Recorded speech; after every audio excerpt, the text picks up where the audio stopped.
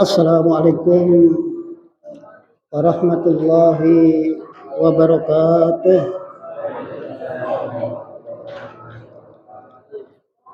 Alhamdulillah wa syukrulillah wala haula wala quwwata illa billah. Allahumma shalli wa sallim wa barik ala nabiyil karim Muhammad sallallahu alaihi wasallam wa ala alihi wa ashabihi wa man tabi'ahum bi ihsanin ila yaumil qiyamah. Amma ba'du. Alhamdulillah, pada malam hari ini kita bersama-sama dapat melaksanakan ibadah salat tarawih berjamaah, dan sekarang kita niatkan beriktikaf di dalam masjid. Mudah-mudahan saja ibadah yang telah dan akan kita kerjakan akan menambah keislaman, keimanan, dan ketakwaan kita kepada Allah Subhanahu wa Ta'ala. Bapak-bapak pengurus Masjid Uswatun Hasanah, bapak-bapak, ibu-ibu dan jamaah Masjid Uswatun Hasanah yang berbahagia, alhamdulillah, 2 hari yang lalu kita umat Islam di Indonesia memperingati Nuzulul Quran. Nuzul itu artinya adalah menurunkan sesuatu. Apa yang diturunkan? Al-Quran. Jadi Nuzulul Quran itu adalah memperingati hari turunnya Al-Quranul Karim.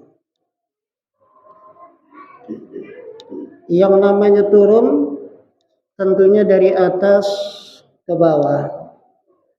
Dan alhamdulillah kita di bulan suci Ramadan kita sering sekali menurunkan Al-Quran dari rak. Kemudian kita baca. Maka mudah-mudahan saja turunnya Al-Quran di rumah-rumah kita tidak hanya di bulan suci Ramadan saja, tetapi setelah bulan suci Ramadan pun kita berharap, berusaha agar Al-Quran selalu kita turunkan dari raknya dan kita baca setiap hari. Bapak-bapak, ibu-ibu dan saudara-saudara sekalian, Allah turunkan Al-Quran pertama di Lauhil Mahfuz.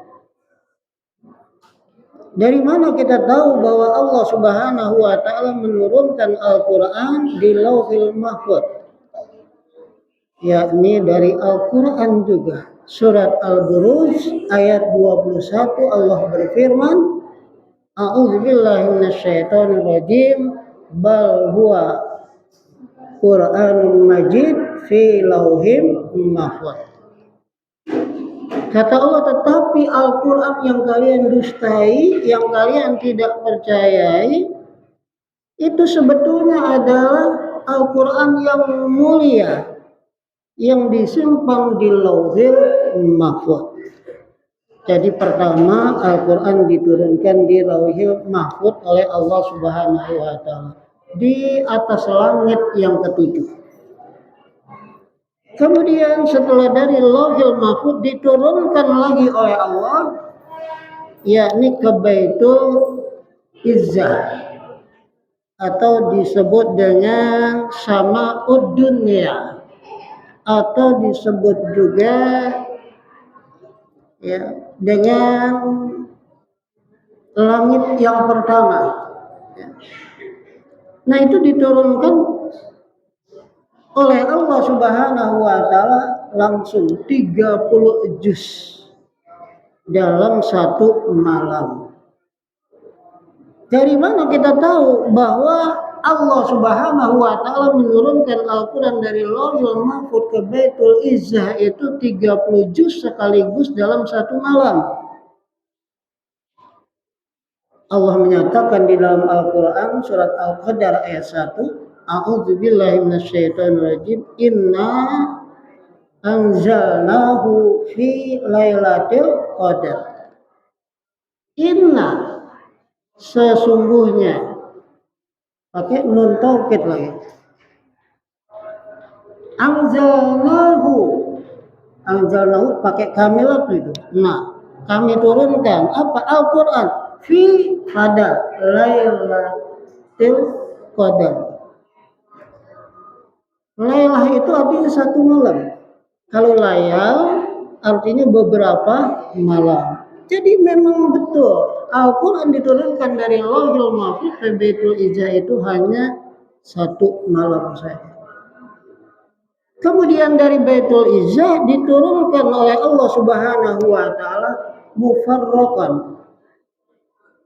Mufarraqan itu artinya berangsur-angsur, tidak sekaligus. Di Mekah 13 tahun, di Madinah 10 tahun, berarti 23 tahun.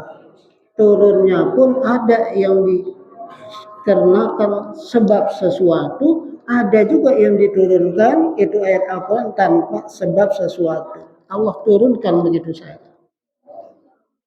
Nah, tentunya ayat Al-Quran yang diturunkan dikarenakan sesuatu, disebabkan karena sesuatu. Dulu orang-orang kafir Quraisy itu berkata, kata mereka, tidaklah Allah itu menurunkan Al-Quran kepada Muhammad, jadi menyebut langsung Muhammad.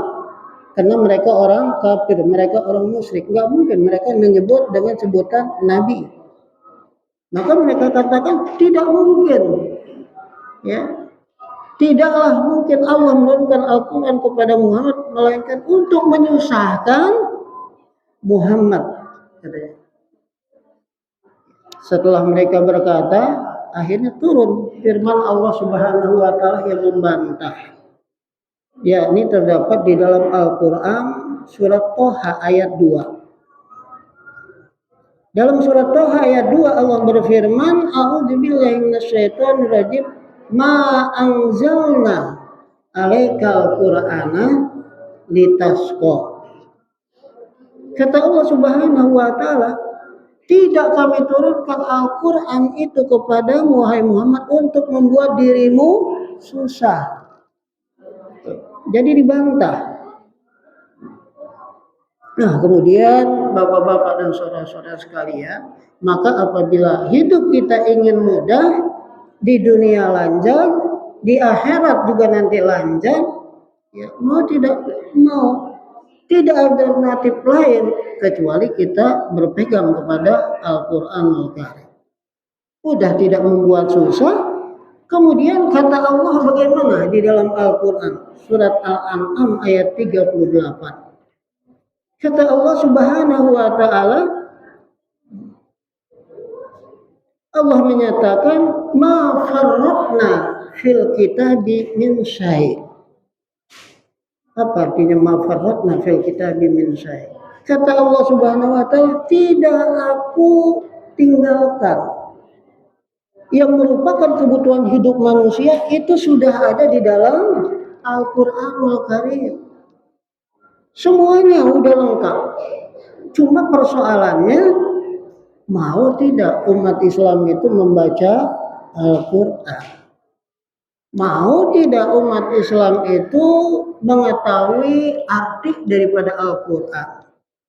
Mau tidak umat Islam itu mentadaburi dengan dalam, dengan perasaannya, dengan hatinya tentang Al-Quran? Lebih daripada itu, mau tidak umat Islam mengamalkan Al-Quran? Jadi Al-Quran itu adalah satu kitab suci yang lengkap. Apa saja yang merupakan kebutuhan hidup manusia ada di dalamnya. seperti tentang persoalan keimanan atau persoalan akidah. Apa ayatnya bicara tentang akidah? Kata Allah Subhanahu wa taala, a'udzubillahi minasyaitonir rajim, qul huwallahu ahad. Artinya apa? Qul huwallahu ahad, katakanlah olehmu wahai Muhammad. Di sini Nabi Muhammad subjek atau objek? Nabi Muhammad di sini objek. Siapa subjeknya? Allah yang memerintahkan.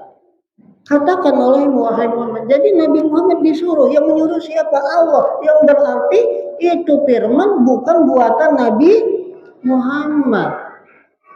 Jadi itu firman yang buat adalah Allah Subhanahu wa taala. Kenapa? Karena Nabi Muhammad yang disuruh. Kul, katakanlah. Ya. Apa yang harus dikatakan oleh Nabi Muhammad? Kul huwa, dia, Allah ahad, Allah ahad. Nama yang paling sempurna, nama yang paling bagus, nama yang tidak mengandung arti, yang pasti mempunyai arti adalah nama Allah. Allah, dibuang alifnya, bacanya jadi lillah, milik Allah. Dibuang lagi lamnya, lahu, baginya. Dibuang lagi lamnya, ha, berarti nya. Nya siapa? Allah. Kan hebat. Ya, kalau nama kita dibuang satu huruf, nggak ada artinya akhirnya. Tapi nama Allah benar-benar bermakna meskipun dihilangkan satu huruf. Qul huwallahu ahad. Apa arti ahad? Ahad itu tidak bisa diganti, diartikan dengan kata-kata satu. Tidak bisa. Tidak mewakili. Sebab angka satu dalam ilmu matematika itu masih bisa dikotak-katik.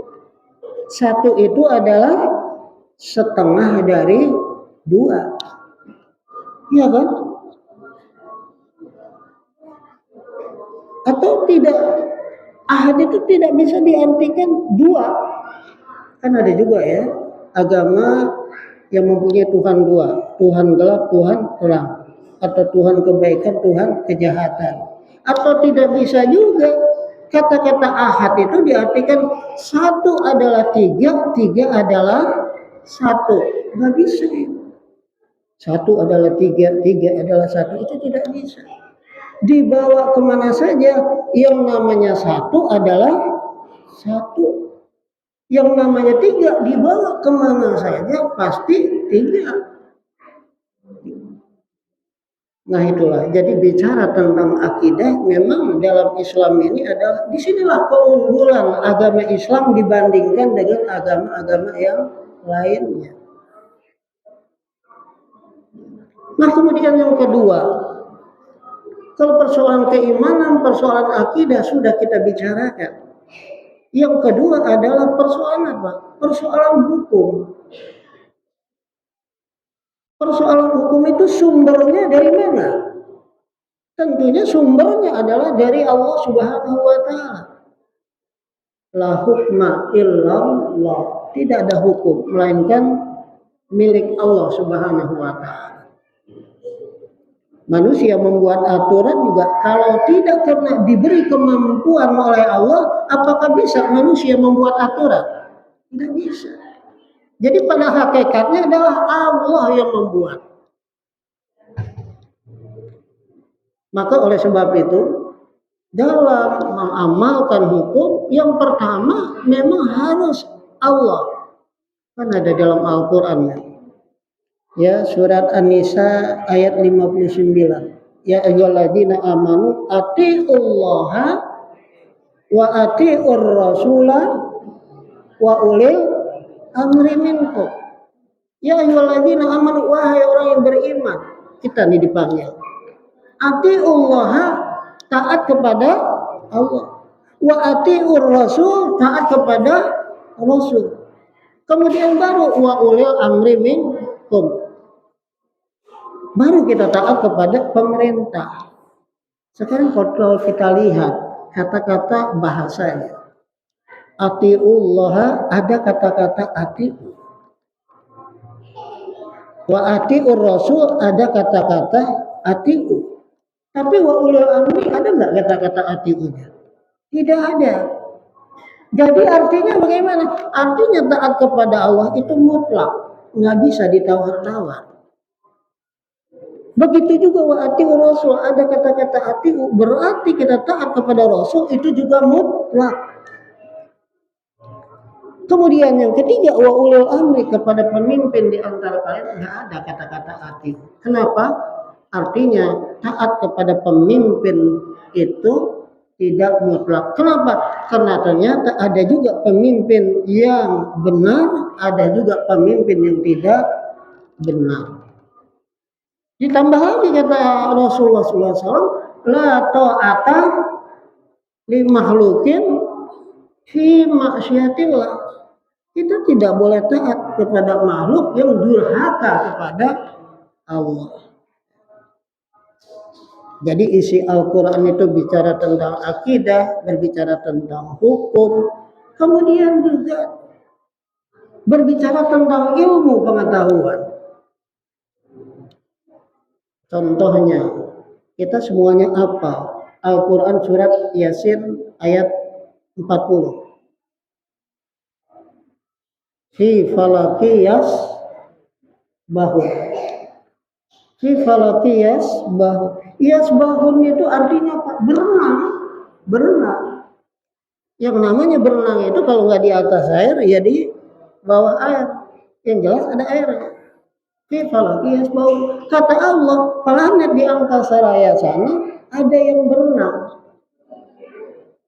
Ternyata setelah diteliti ada satu planet yang tidak keluar dari gugusan Bima Sakti, yang di bawahnya ada semacam zat cair seperti ether.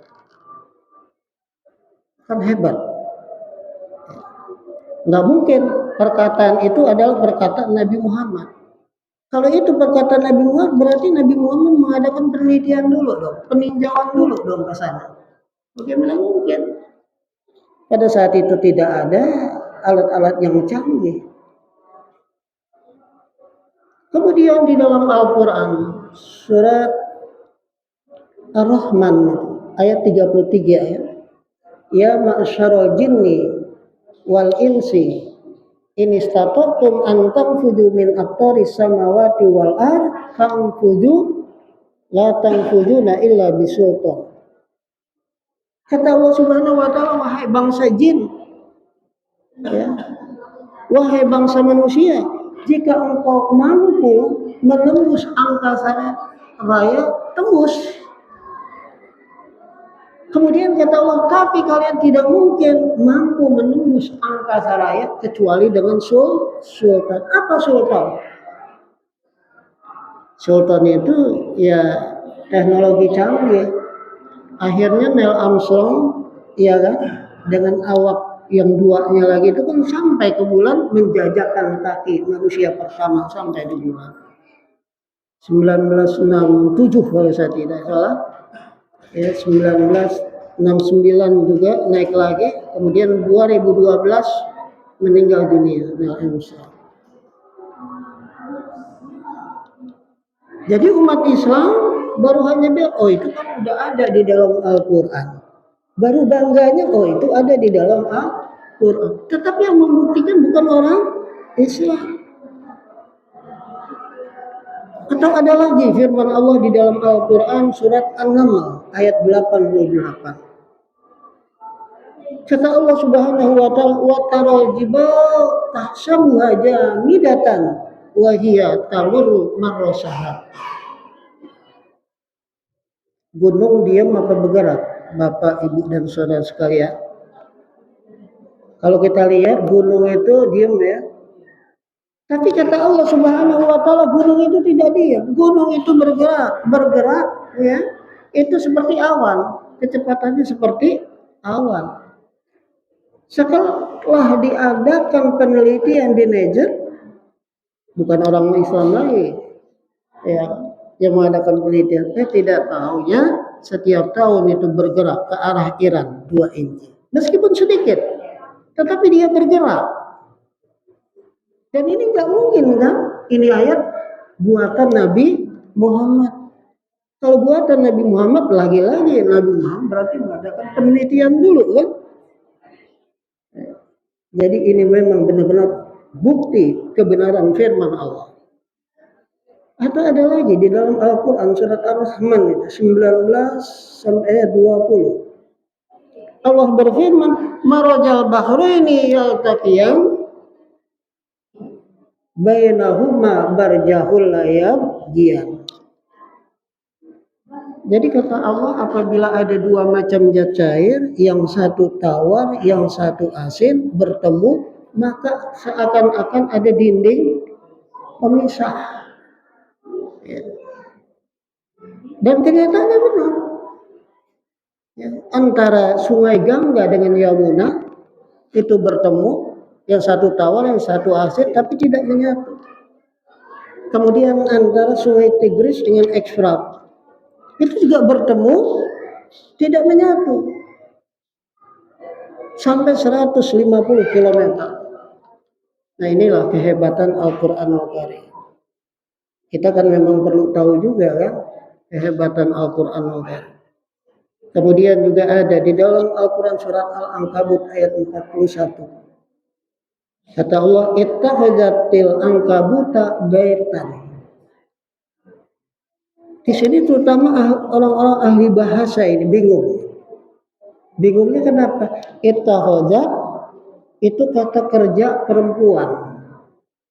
Al-ankabut itu laba-laba lelaki. Menurut ahli bahasa dia bilang, wah ini Allah keliru nih, Allah ini lupa nih. Soalnya biasanya dalam bahasa Arab kalau kata kerjanya lelaki, pelakunya itu isimnya, fa'ilnya itu pasti lelaki. Ini kok kata kerjanya perempuan, tapi kenapa yang melakukannya adalah laki-laki? Setelah diadakan penelitian, benar. Ternyata laba-laba laki itu membuat sarangnya. Inilah kebenaran Al-Quranul Karim. Jadi memang apa saja sebetulnya yang menjadi kebutuhan hidup manusia itu ada di dalam Al-Quranul Karim. Sehingga Allah mengatakan di dalam Al-Quran, apa bihadzal hadisi antum mudhilun, kata Allah. Apakah kalian menganggap remeh dengan firman Allah Subhanahu wa taala? Itu Allah katakan seperti itu. Bahkan bukan hanya sampai di situ saja. Di dalam Al-Qur'an surat Al-Baqarah ayat 23 kalau saya tidak salah, wa in kuntum apal kita. Wa in kuntum fi raibin mimma nazzalna ala abdina fa'tu bi suratin min misli wa syuhada'akum min dunillahi in kuntum shadiqin.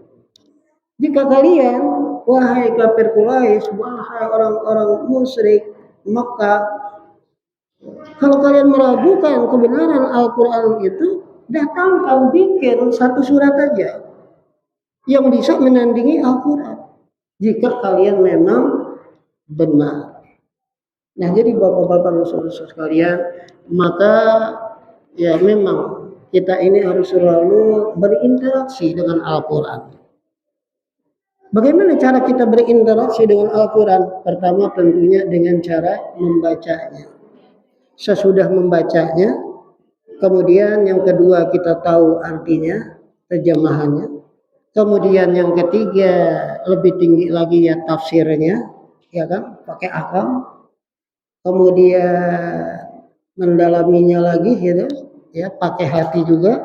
Nah, kemudian lebih daripada itu tentunya harus kita amalkan sehingga akhirnya kita menjadi umat Islam Al-Quran berjalan.